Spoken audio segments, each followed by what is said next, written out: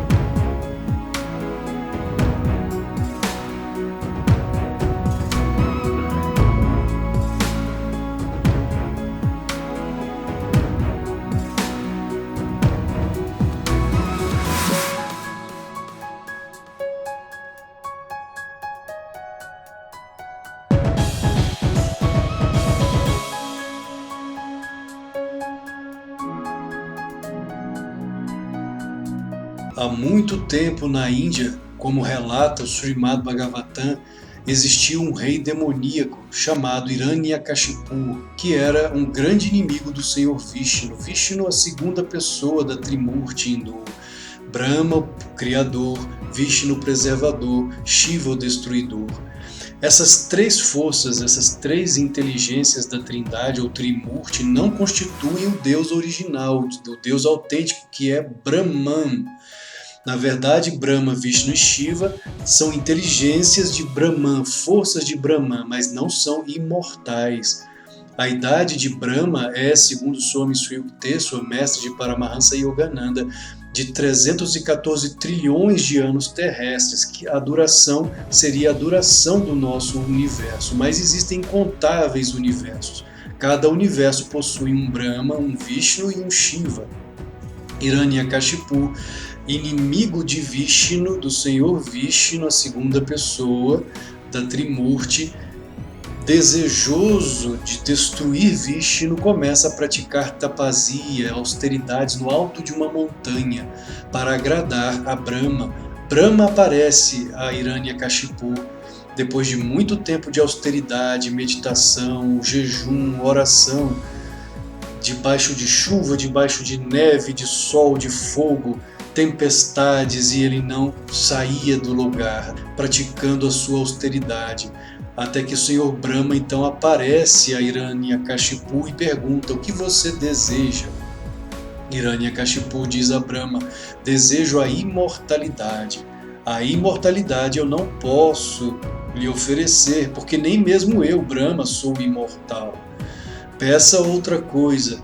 Então Hiranyakashipu diz, de uma forma muito esperta, muito inteligente: quero ser tão poderoso que não possa ser morto nem de dia, nem de noite, nem dentro de casa, nem fora de casa, nem tocando os pés no solo, nem no ar, nem por nenhuma arma humana, nem por nenhum tipo de animal criado por você, ó Brahma. Brahma então concede esses poderes, ele se torna quase imortal, Hiranyakashipu, e se torna também tão poderoso que é capaz de perturbar a vida dos devas. Os devas, deva quer dizer ser brilhante, seriam os anjos, se fizermos uma analogia com a tradição cristã. E ele começa então a perturbar a vida dos devas nos reinos celestiais, assim como dos seres humanos na Terra. Um autêntico demoníaco, um asura. Asura quer dizer demônio, um demônio encarnado. Quando a esposa de Hiranyakashipu engravida, os devas, temerosos do poder que aquela criança teria, pois seria mais um demônio com poderes semelhantes ou até maiores do que o seu pai, os devas se reúnem e vem Narada, sempre Narada, o grande mensageiro dos deuses, o grande devoto do Senhor Vishnu, e diz aos devas, aos deuses: não se preocupem, eu tomarei conta disso. E começa a dar aulas sobre devoção, sobre Bhakti Yoga, devoção à criança que estava no ventre daquela mulher, o futuro Pralada, no ventre da esposa de Hiranyakashipu, ensinando ao feto a devoção, o amor, mantras para o Senhor Vishnu. E quando a criança nasce, Pralada nasce, apesar de ser filho de um demoníaco cercado por pessoas demoníacas, ele era um santo. Pralada nasce como um santo, um grande devoto de Vishnu. Pralada vai crescendo, vai para a escola, era uma escola materialista, com professores demoníacos que ensinavam todo o contrário do Dharma. Dharma é a lei, é a religiosidade, é a espiritualidade. O Dharma constitui os preceitos morais e espirituais, como não matar, não roubar, não furtar, não mentir, entregar-se a Deus, ser puro de coração, de corpo e de alma, brahmacharya, desapego, aparigraha e assim por diante. São os angas dos sutras de Patanjali que constituem o Dharma, a religiosidade, a espiritualidade, o amor a Deus. Isso é o Dharma. Pralada já tinha isso desde o ventre de sua mãe, graças aos ensinamentos de Narada Muni, que vinha e ensinava ao feto no ventre da mulher, no ventre da mãe, todo o Dharma. Os professores, então, naquela escola que ele frequentava quando criança, ensinavam o contrário do Dharma, que é o Adharma. Ensinavam a mentir, a roubar, a furtar, a serem desonestos, a matar, a serem vingativos, ou seja, todo o contrário do Dharma, o Adharma. Obviamente, Pralada, sendo um devoto de Vishnu, já um santo desde o nascimento, ele não seguia a orientação daqueles professores e ainda levava os seus coleguinhas a adorarem também ao Senhor Vishnu. Quando os professores saíam da sala, nos intervalos, ele reunia as crianças e ensinava a elas, ele também sendo criança, ensinava às outras crianças o amor ao Senhor Vishnu, o Dharma, todo o contrário do que os professores estavam ensinando, professores demoníacos, ensinando o erro, ensinando todo o Adharma, tudo aquilo que chamamos, que conhecemos no yoga como Boga. Boga é a busca pelos prazeres sensoriais. Yoga é o caminho interno para a autorrealização, para Deus. Boga é a sensualidade, é o sensorial. Quando as indrias, os sentidos estão externalizados, voltados para fora, apegados com a ilusão deste mundo, que é tudo passageiro, em vez de com o reino de Deus dentro de nós, que é profundo e eterno.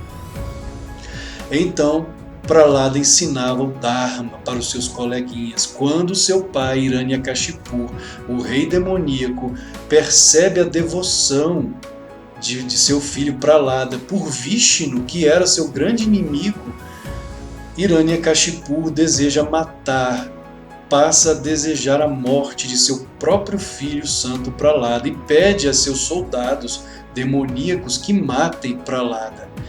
Os soldados, cumprindo as ordens de Hiranyakashipu, levam Pralada para dentro de uma caverna cheia de serpentes venenosas. As serpentes vêm, picam Prahlada, mas o veneno não faz efeito na criança santa, sempre orando para Vishnu, sempre praticando os mantras para o Senhor Vishnu em profunda contemplação, em êxtase, em samadhi, em amor profundo para Vishnu. O veneno não faz efeito no corpinho daquele santo, daquela santa criança. Os demoníacos levam para o alto da montanha, lançam-o lá de cima, mas o Senhor Vishnu vem e socorre a criança nos braços, protegendo a criança. Então o próprio Hiranyakashipu pede a Holika, uma asura feminina, um demônio feminino, que queime Prahlada nas chamas. Mas o corpo santificado da criança, sua devoção, o torna imune até mesmo ao fogo. E Holika, ela sim morre incinerada, ela morre nas chamas, enquanto Prahlada sai inteiro, intacto do fogo. O que nos lembra também a outra história no Ramayana, a história de Rama, Sita Lakshmana, quando Agni, o deus do fogo, carrega Sita nos braços. Ela era tão pura, tão santa, que nem mesmo o fogo tinha poder sobre ela, sobre Sita, a santa esposa de Rama. E Prahlada sai imune, intacto, ileso de todas as provações, de todas as formas. Os soldados demoníacos não eram capazes de destruir a vida de Prahlada.